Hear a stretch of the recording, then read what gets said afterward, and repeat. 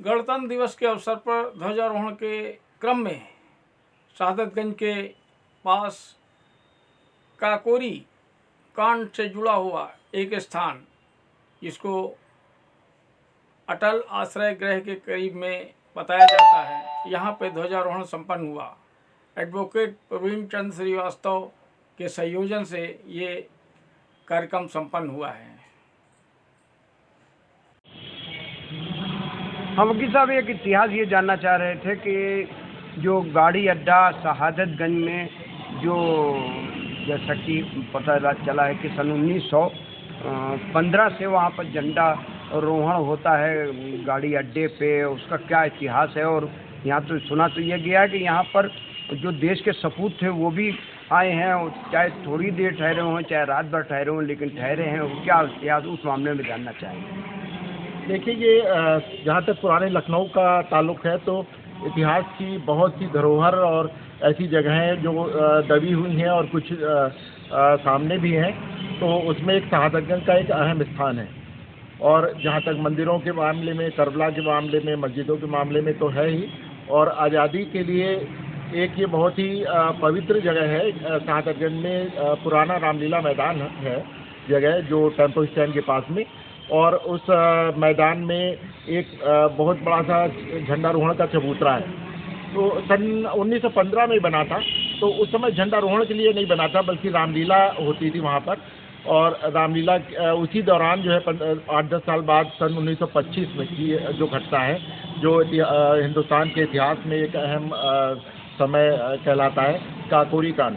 तो शहादतगंज से काकोरी पास में ही है बिल्कुल, और वहीं पे एक रेलवे स्टेशन है जहाँ पे वो काकोरी कांड, डकैती कांड हुआ था। और उसमें लगभग 40-42 लोगों ने कांस्पिरेसी की थी कि जो हिंदुस्तान का अपना धन है वो अंग्रेज़ों से लूट के और देश की आज़ादी में वो धन लगाया जाए, क्योंकि धन की, पैसे की बहुत कमी थी आज़ादी की लड़ाई लड़ने में। अंग्रेज़ों के पास में हथियार बड़े आधुनिक थे उस ज़माने में, और जो स्वतंत्रता संग्राम सेनानी थे वो बहुत ही कम हथियार पे जो है वो लड़ रहे थे, तो सफल नहीं हो पा रहे थे। तो ये हुआ कि अपना ही जो पैसा है अंग्रेज़ों के पास में, उसका अपने ही आज़ादी की लड़ाई में लगाया जाए, और लूट कोई अपराध नहीं होगा, बल्कि क्योंकि वो देश की आज़ादी में अपना पैसा अपने ही लिए लगेगा।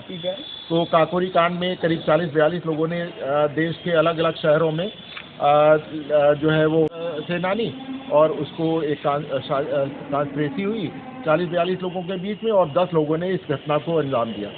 तो 10 लोगों में राम प्रसाद बिस्मिल वगैरह और सभी लोग थे, चंद्रशेखर आज़ाद भी थे, सभी लोग शामिल थे। तो 10 लोगों ने वो काकोरी कांड की घटना किया। उसके बाद ये हुआ था कि वो अंग्रेज़ों के हाथ में ना आए, इसके लिए किधर से जो है वो पलायन किया जाए, बाहर भागा जाए, अपनी अपनी जगहों पर जाया जाए, अलग अलग ज़िलों के क्योंकि लोग थे। तो ये एक बहुत बड़ी जो है वो परेशानी थी। तो उसके लिए लखनऊ में अंदर जाने के लिए 2 रास्ते थे, जो एक हरदोई रोड से रूमी गेट से आता है, दिल्ली से आता का रास्ता था, और एक रसूलाबाद रोड, ये जो आलमनगर रोड है, जो कि शहादतगंज के अंदर से होके जाती थी, ये 2 रास्ते थे। तो उन लोगों ने सोचा कि इधर ये अगर हम हरदोई रोड होके जाएंगे, रूमी गेट होके, तो चौक कोतवाली के पास जो है वो गश्त होती है, पकड़े जाएंगे ज़्यादा से ज़्यादा लोग, तो सब बिखर के ना जाके, बल्कि वो ये आलमनगर रोड जो है इधर से आए। और शहादतगंज में उस वक्त ये जो जगह है रामलीला मैदान में, यहाँ पे मंडी, बहुत बड़ी मंडी लगती थी अनाज वगैरह की। रात भर बैलगाड़ी और ऊँट से व्यापारी आते थे, सुबह बोली लगती थी और चले जाते थे। तो बहुत से लोग जो सेनानी थे वो इसी से व्यापारी बन के अंदर आए और वहाँ पर रुके, और रुकने के बाद में वो चबूतरे पे व्यापारियों के साथ में वो अलग अलग कुछ सिटी स्टेशन, कुछ चारबाग स्टेशन, ऐसे होते हुए अलग अलग शहरों में जो है वो पलायन कर गए। भाग जाना तो हम नहीं कहेंगे, क्योंकि स्वतंत्रता संग्राम सेनानी एक इतने वीर हैं, उनके लिए भाग जाना तो नहीं, पलायन करने की बात है कि वो अंग्रेज़ों के साथ ना आए। तो अलग अलग शहरों में सब पकड़े गए। और ये सुबह का हुआ समय तो काफ़ी गश्त पुलिस की अंग्रेज़ों की तेज़ हो गई, लोग ढूंढने लगे अलग अलग मकानों में, अलग अलग मोहल्लों में कि ये लोग कहाँ छिपे रह सकते हैं। तब ये पता चला कि रात में कुछ जो है लोग आए थे व्यापारी, ये वही लोग होंगे जो कि सुबह उठते ही दिखे नहीं, वो स्वतंत्रता संग्राम सेनानी है। सब लोगों ने ये क्या लगाना शुरू हुआ, जो कि सही भी था। और अलग अलग शहरों में सब बाद में पकड़े गए, मुकदमा रोशनटोला कचहरी में चला, और बाद में जो अंतिम निर्णय हुआ उनका वो GPO में हुआ, अदालत लगाई गई और वहाँ पर जो है वो जगह जब ये हो गया कि ये बहुत पवित्र जगह है तो झंडारोहण वहाँ पे होने लगा। पहले तो लोग जहाँ तक कुछ लोग बताते हैं पुराने लोग कि वहाँ पे सन 1925 में उस घटना के बाद भी एक झंडा लगाया गया हिंदुस्तान की आज़ादी के लिए और फिर उसको अलग हटा लिया गया क्योंकि लोगों को अंग्रेज़ों को इसकी भ्रम ना हो। तो उसके बाद लेकिन स्वतंत्रता मिलने के बाद 15 अगस्त के बाद लगातार साल में 2 बार जो है झंडारोहण होता है और बहुत ही ऐतिहासिक है। और उस झंडारोहण में क्योंकि उस पवित्रता उसकी यहाँ की है तो हमें एक कवि की कुछ लाइनें याद आती हैं, शायद माखन लाल चतुर्वेदी। एक पुष्प की अभिलाषा है जो जगह के बारे में कही गई है और उस जगह की कि वो जगह कितनी पवित्र है कि पुष्प ये नहीं चाहता है कि वो किसी भगवान की मूर्ति पर चढ़े या कहीं पर चढ़े। तो पुष्प की अभिलाषा ये है कि वो लाइनें ये हैं कि पुष्प कह रहा है कि मुझे तोड़ लेना वनमाली, उस पथ पर देना तुम फेंक, मातृभूमि पर शीश नमाने, जहाँ जाए वीर अनेक। तो जगह ये है कि पुष्प उस जगह की इतनी पवित्रता समझता है कि उस जगह पे छोड़ दे जहाँ पे सेनानी लोग जाएं। तो इतनी पवित्रता उसकी है।